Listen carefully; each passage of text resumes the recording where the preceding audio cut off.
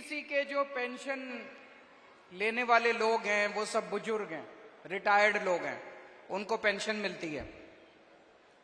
हमारी सरकार बनने के पहले आप लोगों को पेंशन नहीं देते थे, ये लोग खूब तंग करते थे, कहते थे फंड बनाओ, डीटीसी देगी, डीटीसी तो घाटे में चल रही है, कहां से पेंशन देगी।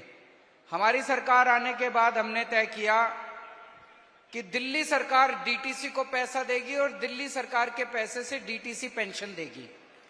और जब से हमारी सरकार बनी, ईमानदारी से बता देना, 2015 से आज तक आपको टाइम पे पेंशन मिल रही थी।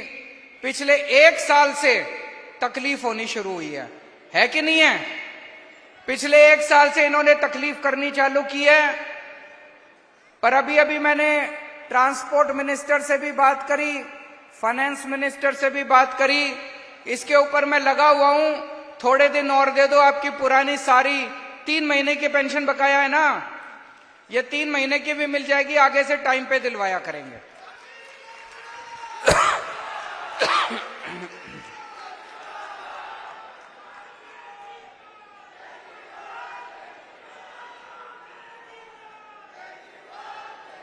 अब जितने कार्यकर्ता आए हुए हैं, पदाधिकारी आए हुए हैं,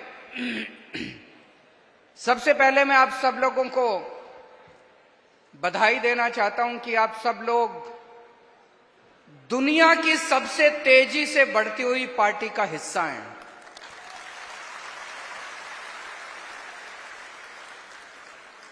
देश नहीं, दुनिया, पूरी दुनिया में आज तक कोई ऐसी पार्टी नहीं हुई जिसने इतनी तेजी से तरक्की करी हो, इतनी तेजी से तरक्की करी हो। मुझे लगता है हमें Guinness book of world record वालों से पूछना चाहिए, भाई जरा पता करके बताओ कोई, नहीं तो हमारा नाम लिख दो उसके अंदर। कल भी मैं कह रहा था, मैं अपने काउंसलर से कल रात को मिला था, कि एक एमएलए बनने के लिए, एक काउंसलर बनने के लिए लोगों की जिंदगी बीत जाती है, चप्पलें घिस जाती है, जूते घिस जाते हैं कि नहीं है, एक एमएलए बनने के लिए, एक काउंसलर बनने के लिए। और ये एक पार्टी, छोटी सी पार्टी 10 साल पहले बनी थी, पहले दिल्ली में सरकार बन गई भारी बहुमत से, कांग्रेस की 0, बीजेपी की 3, आम आदमी पार्टी की 67 सीट, छोटी सी पार्टी, 1 साल पुरानी पार्टी। फिर पंजाब में सरकार बन गई भारी बहुमत से, 117 में से 92 सीट। फिर गुजरात में इनके गढ़ के अंदर जाके 14% वोट लेके आए, 5 एमएलए बना के लेके आए हैं। और मेरे को पूरा विश्वास है गुजरात में अगली सरकार आम आदमी पार्टी की सरकार बनेगी, देख लेना। फिर गोवा गए, गोवा में 2 एमएलए बन गए हमारे दोस्तों, जितनी। और अब राष्ट्रीय पार्टी का दर्जा आपकी पार्टी को मिला है, पूरे देश में 3रे नंबर पे आ गए।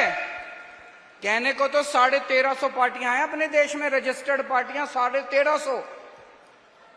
हम 1350 पार्टियों को पीछे छोड़ के आज बस बीजेपी, कांग्रेस, आम आदमी पार्टी 3रे नंबर की सबसे बड़ी पार्टी है। और जितनी तेजी से बढ़ रही है, मेरा दिल कहता है कि एक दिन कांग्रेस और बीजेपी को भी पीछे छोड़ के देश के ऊपर आम आदमी पार्टी का राज होगा।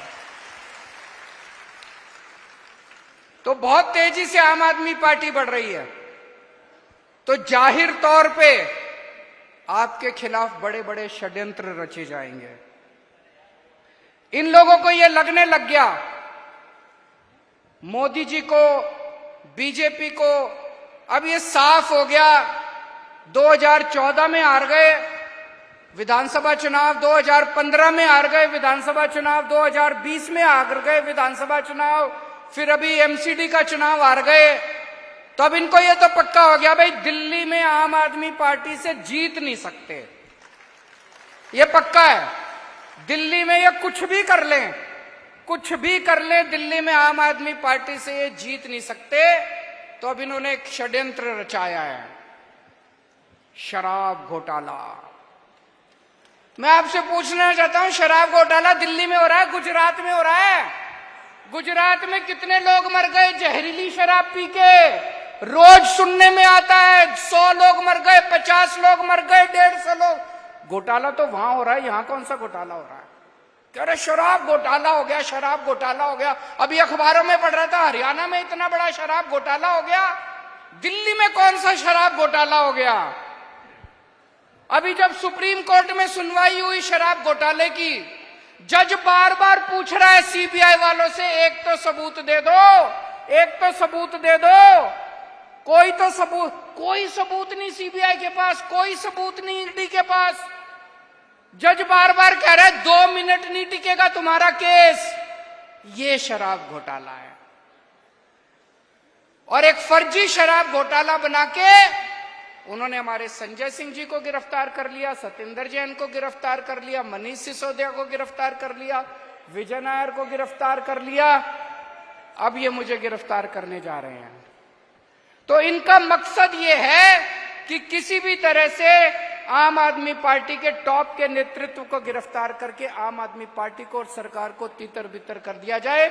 इस तरह से नरेंद्र मोदी जी दिल्ली के अंदर अपनी सरकार बनाना चाहते हैं। उनको पता है चुनाव में नहीं हरा सकते, उनको पता है। मैं उनको कहना चाहता हूं केजरीवाल को चाहे जेल में डाल दो, जेल से भी जीत जाएगी आम आदमी पार्टी की सरकार। मैं नरेंद्र मोदी जी को कहना चाहता हूं, मोदी जी इस जन्म में तो आप हमको नहीं हरा सकते दिल्ली के अंदर आम आदमी पार्टी को। आपको दूसरा जन्म लेना पड़ेगा, इस जन्म में तो नहीं हरा सकते आप आम आदमी पार्टी को दिल्ली में। इसका सबसे बड़ा कारण क्या है? ये हमें काम में लोग हमारे को क्यों वोट दे रहे हैं? दिल्ली के लोग हमको क्यों वोट दे रहे हैं? पंजाब के लोग हमको क्यों वोट दे रहे हैं? गुजरात के लोग हमको क्यों वोट देने लग गए? केवल काम की वजह से। हम काम करते हैं, जो काम हम करते हैं वो जनता ने आज तक 75 साल में देखा नहीं था। जो काम हमने पहली बार सरकारी स्कूलों को चमका दिया। कभी किसी ने शिक्षा की बात ही नहीं करी राजनीति के अंदर। कभी किसी ने कहा ही नहीं कि हमको वोट दे दो, हम आपके स्कूल बनवा देंगे। कभी किसी ने कहा ही नहीं हमको वोट दे दो, हम आपके इलाज का इंतजाम कर देंगे। स्कूल, अस्पताल, बिजली, पानी, सड़कें, बुजुर्गों की तीर्थ यात्रा, इस तरह का काम कभी किसी ने नहीं देखा था। तो काम में तो ये हमको हरा नहीं सकते। एक भी राज्य नहीं है जहां पे चाहे कांग्रेस हो चाहे बीजेपी हो जिसने हमारे जैसा काम करके दिखाया हो। तो काम में ये हमको हरा नहीं सकते, इसलिए उन्होंने ये पूरा षड्यंत्र रचाया। आपने कभी सोचा कि इतनी तेजी से आम आदमी पार्टी क्यों बढ़ रही है? काम तो कर ही रहे हैं, लेकिन हमारा जो वैल्यू सिस्टम है, आम आदमी पार्टी सच्चाई के रास्ते पे चलती है, ईमानदारी के रास्ते पे चलती है, देशभक्ति के रास्ते पे चलती है। आम आदमी पार्टी इंसानियत के रास्ते पे चलती है।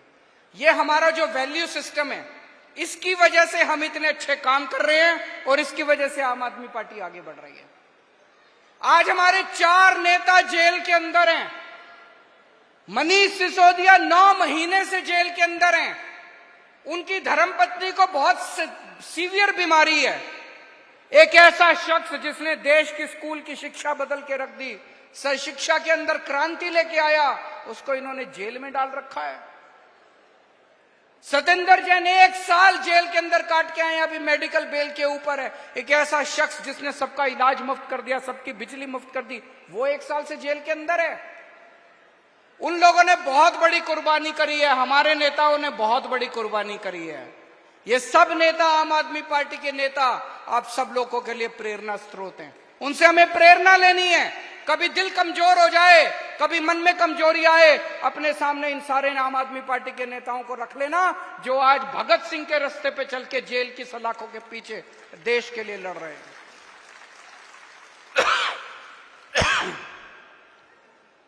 क्या नरेंद्र मोदी जी ईमानदार हैं? क्या नरेंद्र मोदी जी भ्रष्टाचार के खिलाफ हैं? मैं इनका एक भाषण सुन रहा था मोदी जी का। 27 जून को भोपाल में एक रैली में प्रधानमंत्री जी ने कहा कि एनसीपी बहुत ही भ्रष्ट पार्टी है, एनसीपी के नेता बहुत ही भ्रष्ट हैं, 70,000 करोड़ रुपए का घोटाला कर दिया। और कुछ दिन के बाद जिन नेताओं को इन्होंने भ्रष्ट बोला वो बीजेपी में आ गए और उन्होंने उसको उप मुख्यमंत्री बना दिया महाराष्ट्र का। ये नरेंद्र मोदी की ईमानदारी है। इन्होंने वेस्ट बंगाल, पश्चिम बंगाल के अंदर एक नेता था शुवेंदु अधिकारी, टीएमसी का, धो धो के इन्होंने गालियां दी। उसका नाम शारदा स्कैम में आया, उसका नाम Sharda chit fund scam, Narada scam, पता नहीं किस किस स्कैम में आया। वो बीजेपी में आ गया, उसके सारे स्कैम पाप धुल गए। बीजेपी में आने के बाद सारे पाप धुल गए। असम के अंदर जो अभी मुख्यमंत्री है उसके खिलाफ बीजेपी ने पानी पी पी के उसको गालियां दी, उसको भ्रष्ट बोला और बोले इसको जेल भेजेंगे। बीजेपी में आ गया, उसको अपना मुख्यमंत्री बना दिया। ये नरेंद्र मोदी की ईमानदारी है। इनका अपना कोई भ्रष्टाचार करे उसके खिलाफ कोई एक्शन नहीं लेते। कर्नाटक में इनकी सरकार थी, कहते थे 40% कमीशन वाली सरकार है कि हर काम में 40% कमीशन खाती है। एक आदमी, एक बीजेपी का नेता कर्नाटक में जेल नहीं गया इनका। गुजरात में रोज इतने करप्शन हो रहे हैं, इतने घोटाले हो रहे हैं, एक आदमी जेल नहीं जाता इनका। रोज सुनते हैं कि अडानी को इन्होंने थोक के भाव सारा देश बेच दिया, कोई एक्शन नहीं होता इनका। तो इनका क्या मकसद है? केवल और केवल सीबीआई और ईडी को इस्तेमाल करके दूसरी पार्टियों के नेताओं को तोड़ के अपनी पार्टी के अंदर लाना। कोई ईमानदार नहीं है नरेंद्र मोदी, कोई भ्रष्टाचार के खिलाफ जंग नहीं छेड़ रहे हैं। दूसरी पार्टियों का केवल सत्ता की लड़ाई है। दूसरी पार्टी के आज अगर मनीष सिसोदिया आम आदमी पार्टी छोड़ के बीजेपी में चले जाएं, भाई साहब 24 घंटे के अंदर बाहर आ जाएंगे वो। आज अगर संजय सिंह पार्टी छोड़ के बीजेपी में चले जाएं, 24 घंटे के बाहर आ जाएंगे।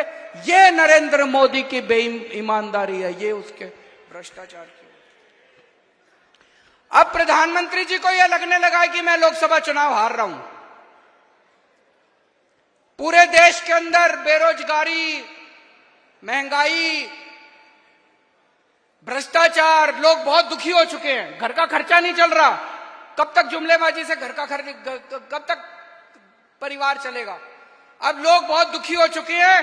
तो अब प्रधानमंत्री जी ने एक नया वो बनाया है कि जितने रीजनल पार्टी के नेता हैं, सब नेताओं को पकड़ पकड़ के जेल में डाल दो। जब रीजनल पार्टी का नेता जेल में जाएगा, चुनाव के पहले उनकी पार्टी के लिए कैंपेनिंग करने वाला कोई नहीं बचेगा और वहां पे बीजेपी स्वीप कर जाएगी चुनाव। तो केवल मेरा नहीं, इन्होंने मेरे को तो जेल में भेजने का प्लान कराई है कि केजरीवाल को जेल में भेज देते हैं। आम आदमी पार्टी चुनाव कैसे करेगी? केजरीवाल प्रचार कैसे करेगा? ममता बनर्जी को प्लान बना रखा है, ममता बनर्जी को जेल में भेज देते हैं, पश्चिम बंगाल में बीजेपी स्वीप कर जाएगी। तेजस्वी यादव का प्लान बना रखा है, तेजस्वी यादव को जेल भेज देते हैं, बिहार में स्वीप कर जाएंगे। हेमंत सोरेन को जेल भेजने का प्लान बना रखा है, हेमंत सोरेन को जेल भेज देते हैं, वहां पे स्वीप कर जाएंगे। अरे मोदी जी शर्म कर लो, ऐसे चुनाव जीतोगे आप? ऐसे चुनाव जीतोगे आप? एक बारी मैं उनको चैलेंज करता हूं, एक बार इन सबको जेल भेज के देखो, बीजेपी का पत्ता साफ ना हो जाए पूरे देश के अंदर से।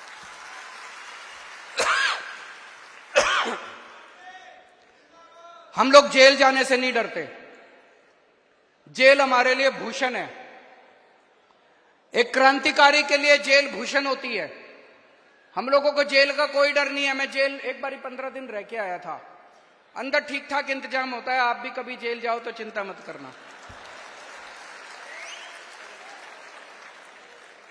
अगर भगत सिंह इतने दिन जेल रह सकते हैं, मनीष सिसोदिया 9 महीने जेल रह सकता है, सतिंदर जैन 1 साल जेल रह सकता है, तो मेरे को जाने में क्या दिक्कत है? मैं भी चला जाऊंगा, मेरे को जेल जाने का फर्क नहीं पड़ता।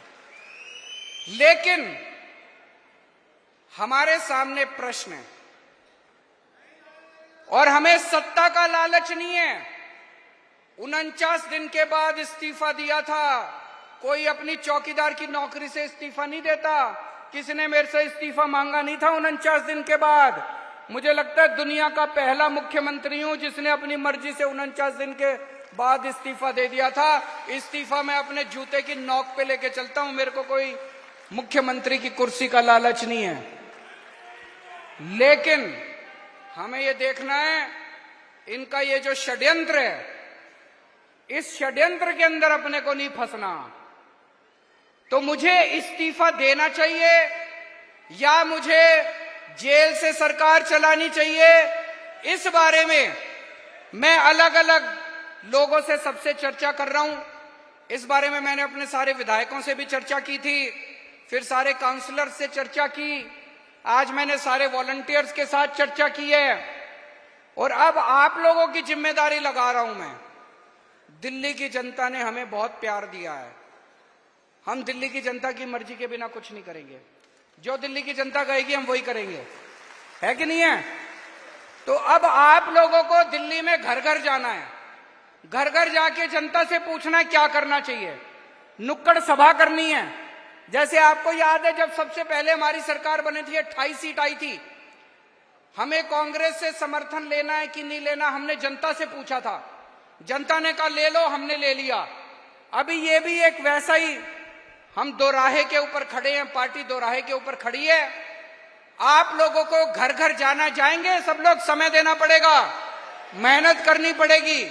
अगले 10 से 15 दिन के अंदर हमें पूरी दिल्ली छान मारनी है, घर घर में जाना है, जनता से पूछना है कि क्या इस्तीफा देना चाहिए या जेल से सरकार चलानी चाहिए। जो जनता कहेगी, जनता का हुक्म हमारे सर माथे पर। और एक बात, आज से ये सोच लेना कि लोकसभा के चुनाव का प्रचार शुरू हो गया। यही लोकसभा के चुनाव का प्रचार है।